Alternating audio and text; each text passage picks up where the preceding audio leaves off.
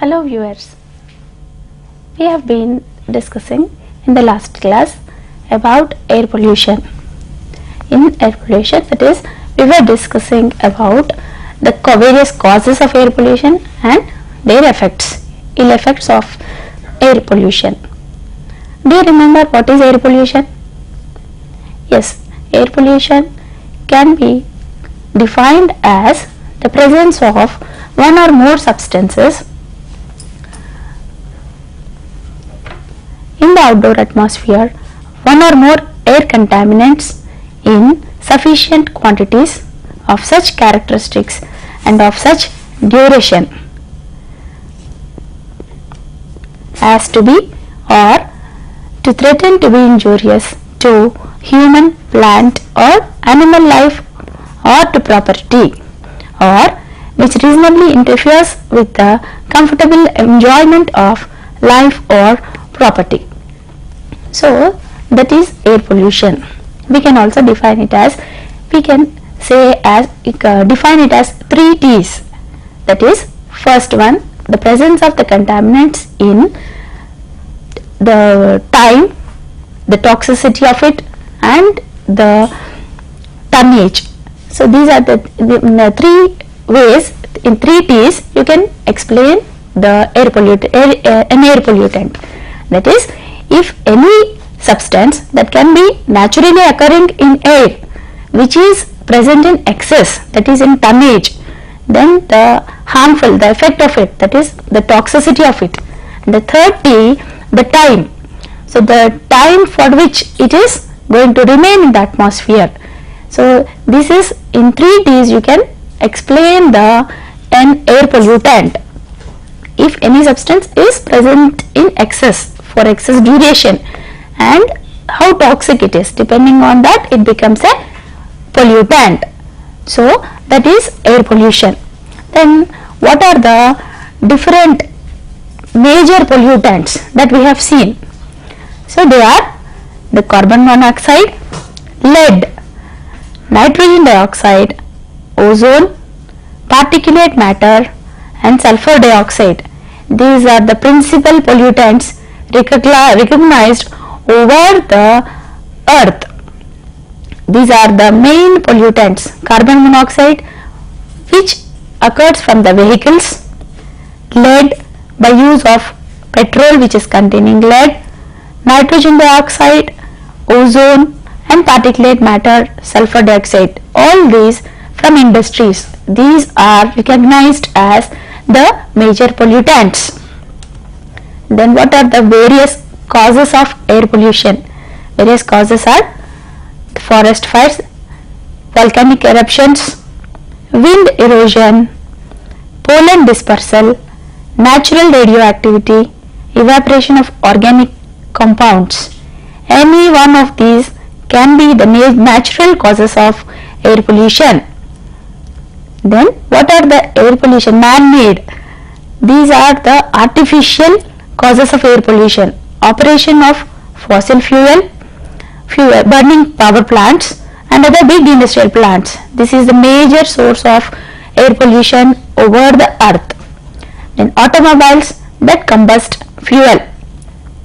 Automobiles, right from a two-wheeler to a jet engine, which we employ for various purposes, can be the cause of air pollution. A two-wheeler in its own capacity, it will release carbon monoxide or lead if we are using leaded petrol instead of unleaded petrol. All these are the major pollutants. Then the jet engines, which move about in the stratosphere, that is the second layer of the Earth's atmosphere, which is silent layer.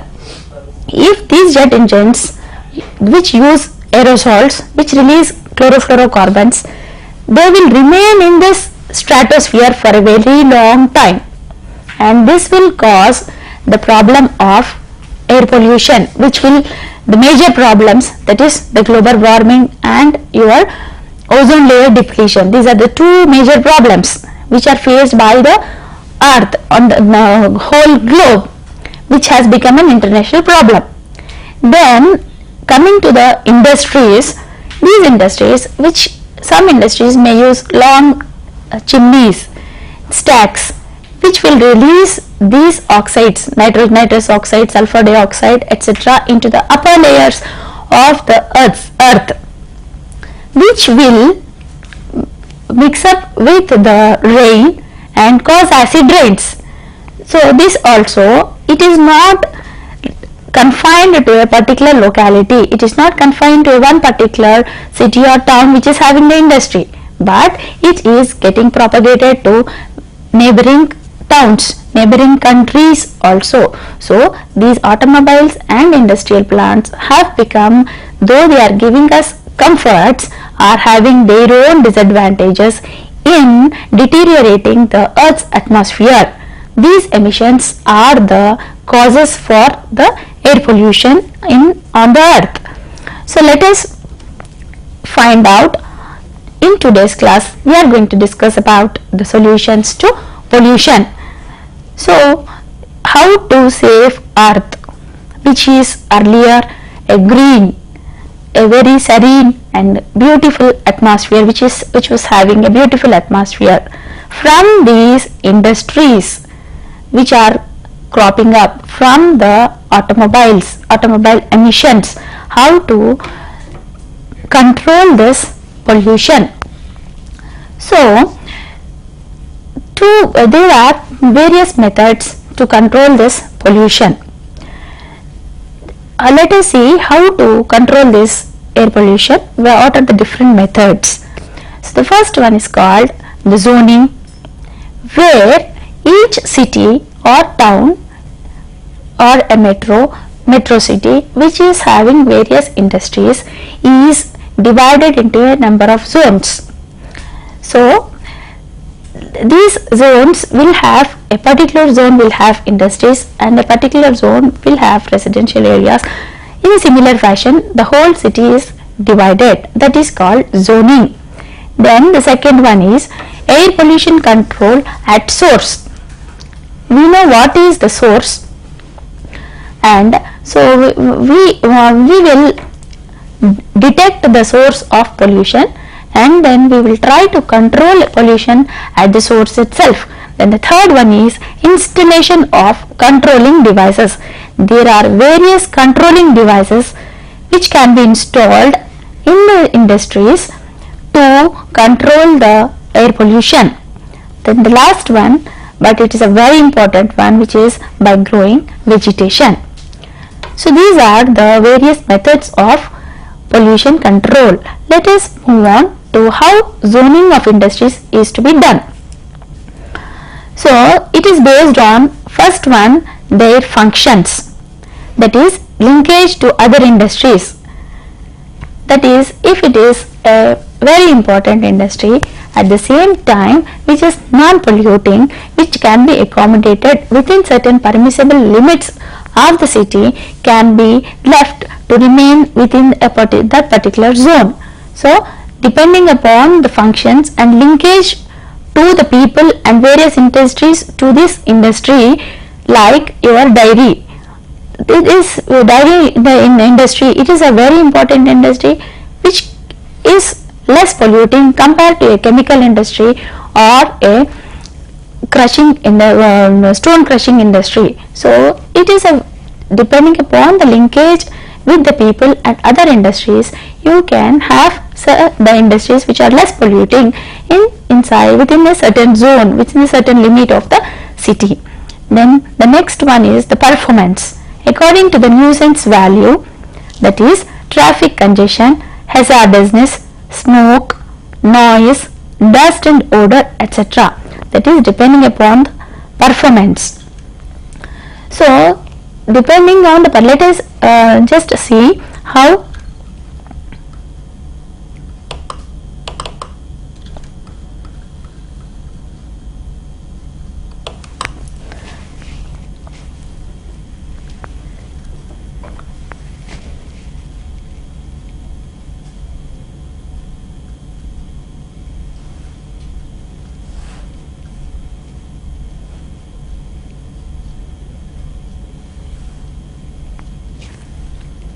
So here is an industry. It is a stone crushing factory which is present within the municipal limits of a certain town. We can see the fumes here, dust.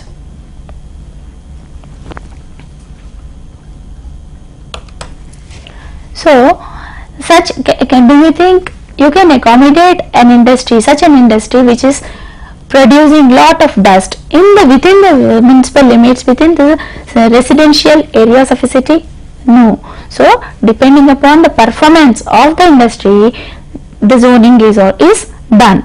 The nuisance value, the amount of smoke, fly ash, the dust particles that are emitted by that industry will determine whether the industry is to be within the limits or it should be outside the municipal limits. So the zoning is done accordingly. Then we have the next method, that is to control the air pollution at source. So when we are having a certain industry which is producing lot of smoke, fly ash and other dust particles like a sawmill, etc. How do we control at source? First one, that is called by dilution. Construction of high stacks to discharge the pollutants at higher altitudes. So this is the common normal method that is adopted. So wherever we have boilers or power stations which produce lot of smoke, the normal method that is adopted is to construct a very high stack that will release the smoke or fly ash into the air at a very higher level. But this is not going to solve the problem, because the smoke or fly ash or fumes which are emitted by the stack will remain in the higher layers of the atmosphere, which are not less turbulent compared to the lower levels of the atmosphere. So they will get transported from one place to the nearby surroundings. So they are polluting the other surroundings, though the vicinity becomes clean by non-emission of the smoke in the lower levels, but it gets transmitted to the neighborhood. So this dilution method is not very satisfactory. So we will go to the other methods, like by how to control at source. Raw material substitution, by substitution by alternative fuels like LPG, solar and wind energies. Suppose we are using coal. Instead of coal, you can substitute this raw material by a liquid petroleum gas or natural gas, or you can use solar energy or wind energy for running of the industry.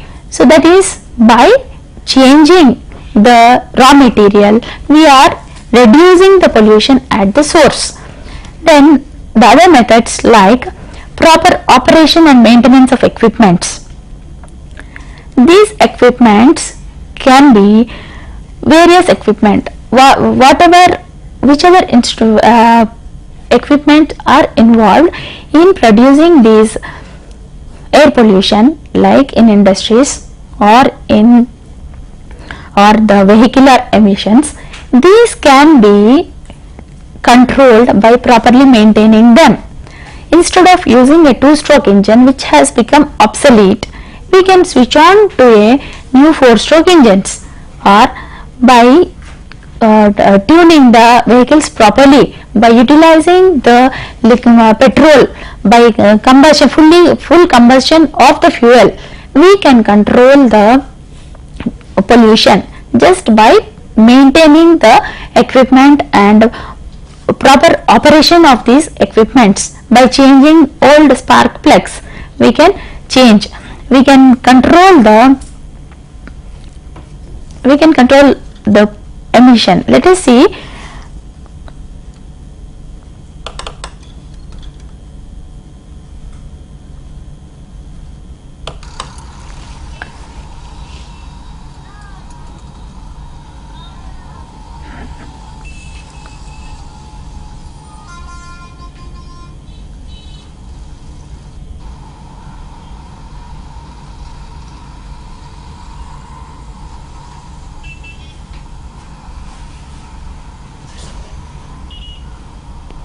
So this is a mobile pollution testing station, which is helping us in controlling pollution.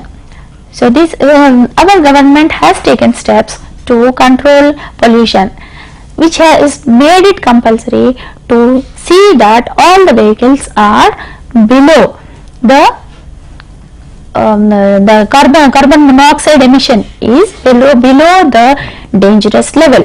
So we have so many checks. We can get our vehicle checked whenever we want to see that it is properly maintained. Then we have another method, that is by altering the equipment.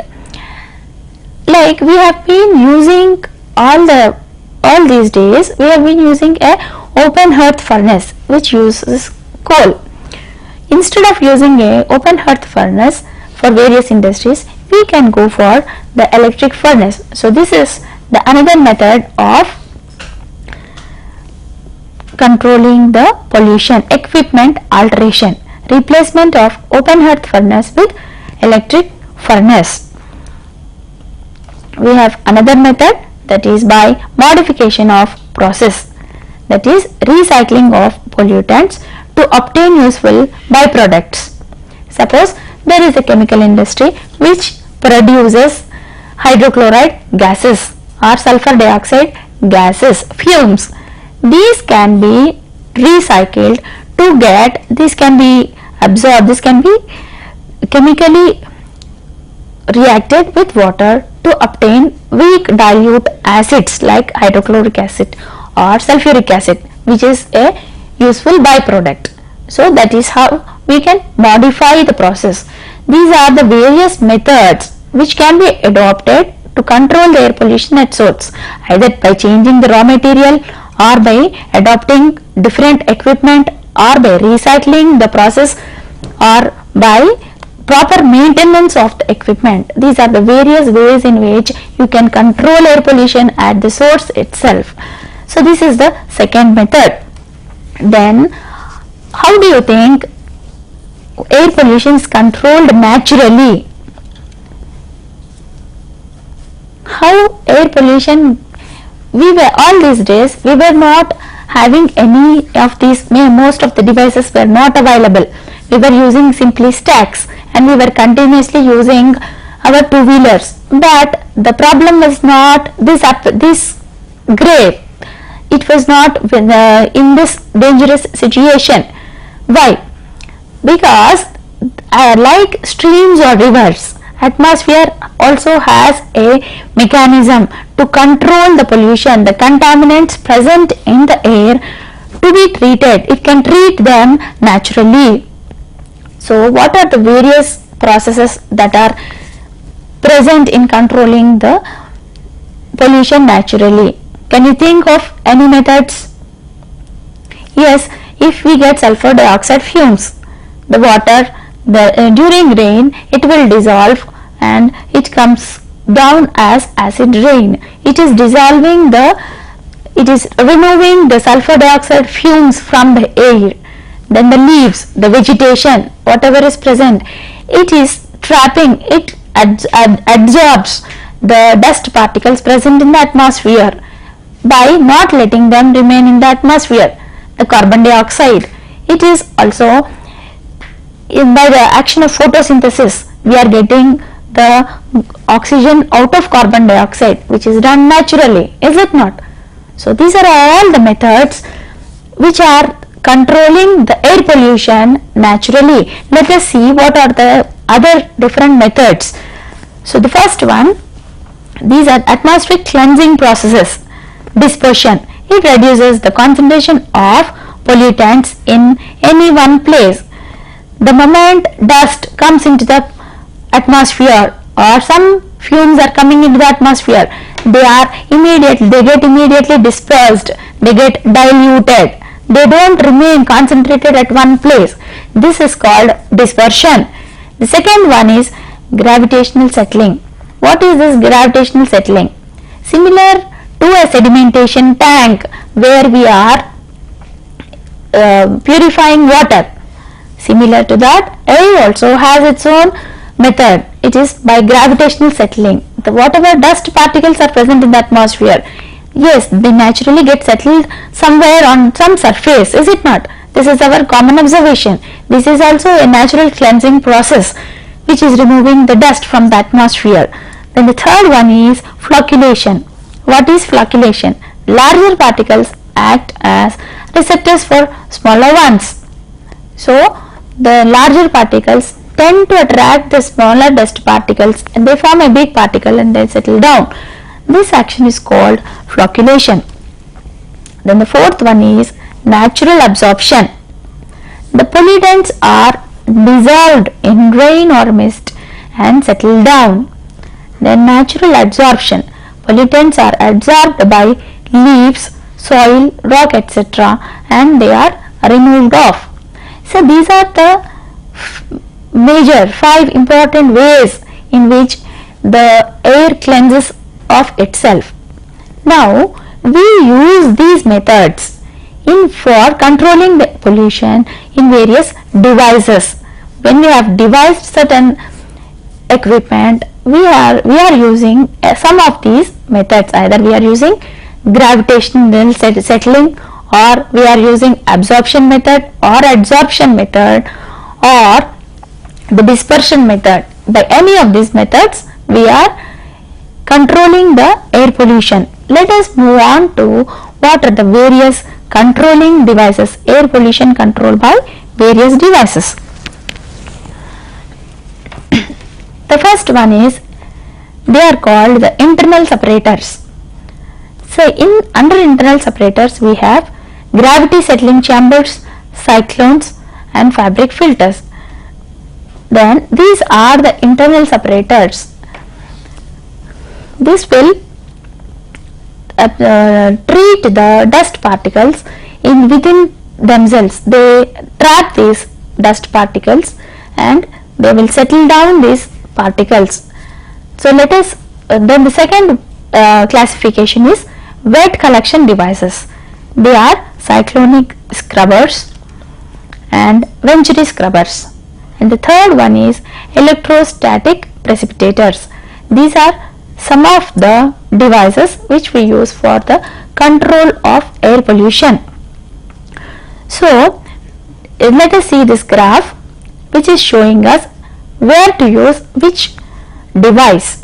So when the particle diameter is 1000 micrometers or above 1000 micrometers, we go for a settling chamber.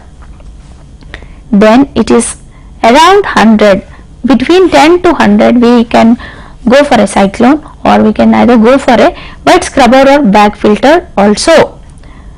So the next, the particles below 10, they are very small particles, we can go for a electrostatic precipitator. These are the various devices depending upon the particle diameter. We can decide on the device. Then first let us see how a gravity settling chamber works. The gravity settling chamber, it reduces the velocity of the gas or the polluted air to a very low level such that the particles will settle down under the action of the gravity.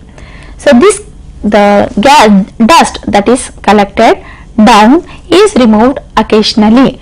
So this is a gravity, because the equipment is very large and it can remove bigger diameter particles very efficiently. So by reducing the velocity of gas, the dust particles settle in the chamber. It can remove particles of size greater than 50 micrometers. That is a little larger particles. If we have little larger particles, we can go for a gravity settling chamber.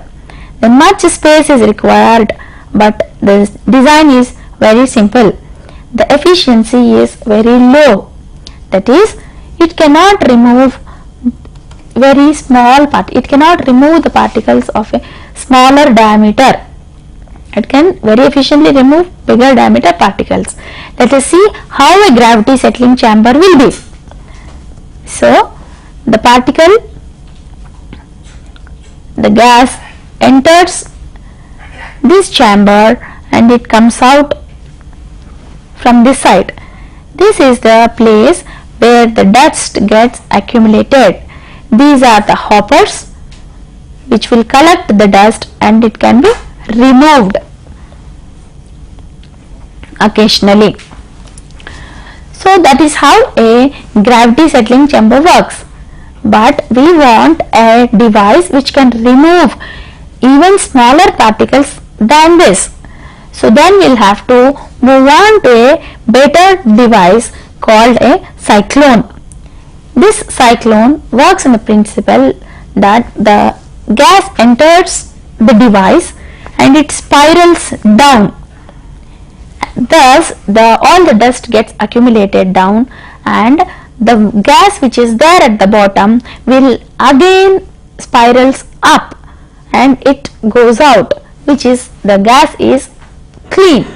So the dust gets accumulated down because of the centrifugal force, because of the way it is entering the cyclone. That is why it is called a cyclone. The gas will have a spiral motion. It is also called as double vortex motion.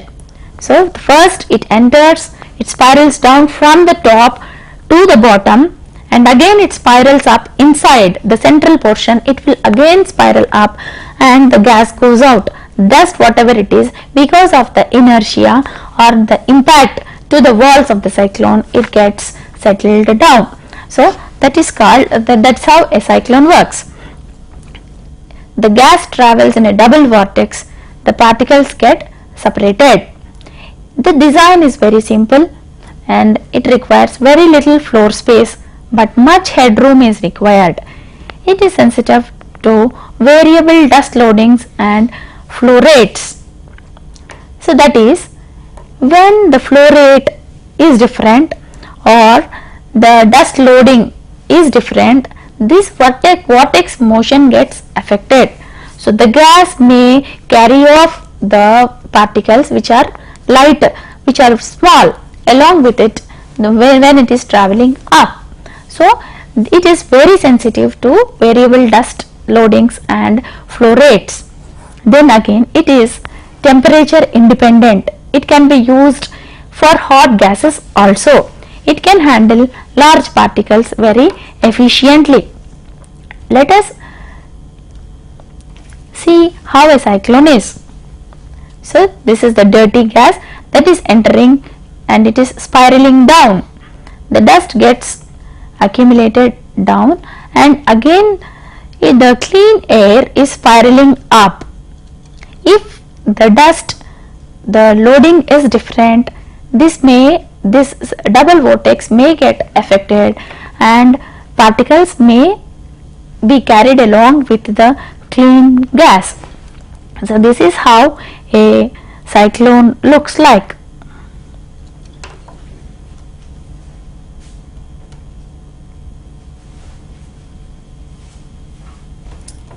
So the inlet will be at the top and the outlet is also at the top, and this is a conical section which carries dust and it is removed occasionally. This is a very big cyclone in a big industry which is having an inlet and the outlet, the inlet for the dirty gas and outlet for the clean gas, and this bottom part is carrying the dust. Then we shall move on to the bag filters. What are these bag filters? You must have seen, this is a common experience, you must have gone to a flour mill where you grind your wheat, is it not? There the person there will tie a cloth near the outlet where you get the flour. What happens to that cloth? Will that cloth be neat? No, it will catch the wheat flour.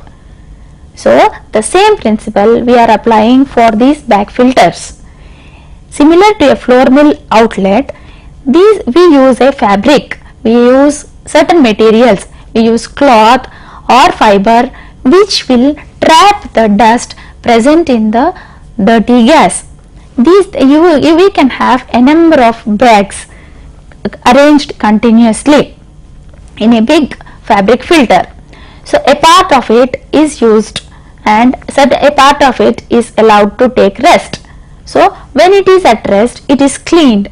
The particles attached to this fabric are removed. So that is how a fabric filter works. So the gas, let us see, gas is allowed to pass through a fabric to which dust gets attached. It is also working as a sieve. The dry collection of small particles is possible with high efficiency. It is temperature and chemical dependent. We cannot use very high hot gases or very hot air that is polluted to clean it, and it is also chemical dependent. The fabric may get affected, it may get torn because of the chemicals present in the gas. So if small holes are formed in the fabric filter, it will be very dangerous. We will not know whether it is whether it is clean or polluted air gas that is coming out.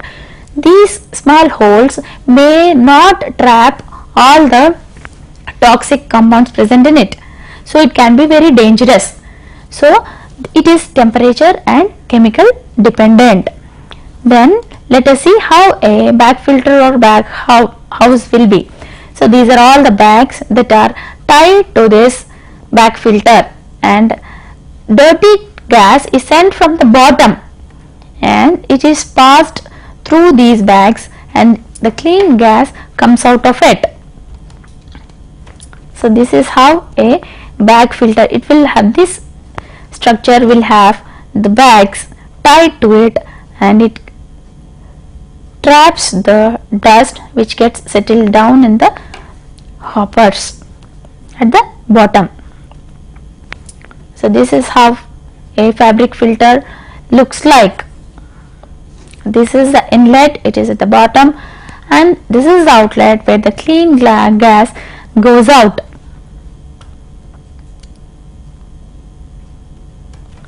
Next we shall move on to the wet collection devices.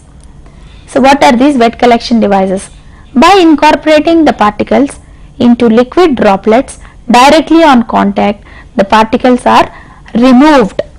We are passing the polluted gas through a spray of water, a jet of water or some liquid which will interact with the dust and form liquid droplets, and these particles are removed.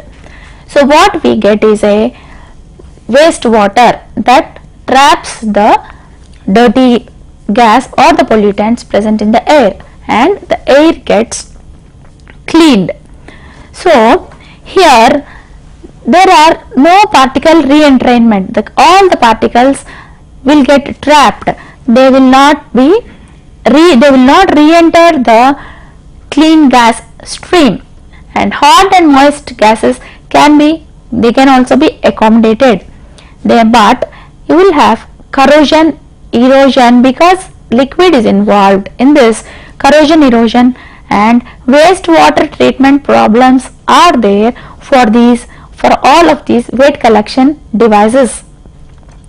So among these wet collection devices we have one most important one, that is spray tower scrubber. It looks like this. The dirty gas is sent through this and water is pumped from this place. So we will get wet gas. At the same time it will dissolve the dirt present in this dirty gas. So we will get all the dirty water and it is removed off. But the gas is clean now. It comes out through the cleaned gas outlet. So this is called a spray tower scrubber. it can have, it can look like this also. So the clean water, we are pumping it at many levels. So at various levels the gas gets cleaned, the air goes out and the dirty water comes out. So this is how a spray tower scrubber looks like. Here it will have the outlet for the drain wastewater. Then another form of wet scrubber is, it's called a wet cyclone scrubber. This is similar to our cyclone which we have seen, that is a dry cyclone where the gas takes a spiral motion. But in this, as it is moving up, the gas moving up with in a spiral fashion, it reacts with water, it interacts with water, and the wastewater comes down, it picks up all the dust and the clean gas comes out. So this is a spray which is spraying the water, and the dirty gas is entering in this from the inlet here. It is spiraling up and it will react with the water and the waste water comes out. We are having a water inlet here which will spray the water. This is another form of wet collecting device. There is another one called a Venturi Scrubber. Here the equipment takes the shape of a Venturi meter. It's a Venturi throat. By reducing this, we are reducing the pressure. As the pressure gets reduced, the dust particles will interact with the water in a better fashion, and the droplets will carry the dust particles and falls down. So this is called a Venturi scrubber. So this is one form of a Venturi scrubber. Here we have another Venturi scrubber. So the last one is the electrostatic precipitator, where the particles are charged, electrically charged. So the electrical charging of the particulates takes place, collection of charged particles on a grounded surface, neutralization of the charge at the collector, removal of the particles for disposal. This is how a precipitator works. First, the particles are charged, then these charged particles will be collected by the plates which are grounded, then neutralization of the charge at the collector. So at this collector it should be neutralized, the collected particles should be neutralized and the particles are removed for disposal. This is how a electrostatic precipitator works, and it has an efficiency of 99%, and the particles may be collected wet or dry. They can be operated at high temperatures also. Precautions to safeguard workers from high voltage. There will always be high voltage present in a electrostatic precipitator, and the cost is also very high. So let us see how an electrostatic precipitator looks like. So this is the dirty gas which is entering, and these are the electrodes which will trap the dust. These wires are highly charged which will charge this dirty gas, and then after neutralization these particles will fall down and the clean gas enters out. So this is the diagram showing how the electrostatic precipitator works. So the wires are negatively charged and the plates are positively charged, which will trap the gas, and after neutralization the dust will come out from this hopper and the clean air comes out. This is how a electrostatic precipitator look. So these wrappers which will move, which will release these particles from the collection plates. As the gas enters and traps and gets attached to these plates, these wrappers are moved and the dust falls down into the hoppers and the clean gas comes out.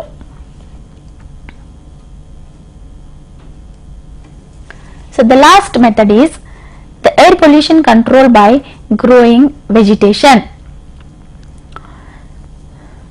So this is the best method as we have discussed earlier. By growing vegetation, the air can cleanse these pollutants naturally by any of these methods which we have seen, which we have used in these control devices, that is by trapping them or by dissolving them, by absorbing them or adsorbing them, by dispersing them, that is by dilution. By any of these methods we can control the air pollution. So we should grow more trees which will help us in controlling the air pollution. So let us make it a point to grow more trees in our schools, or let us have more public places with trees.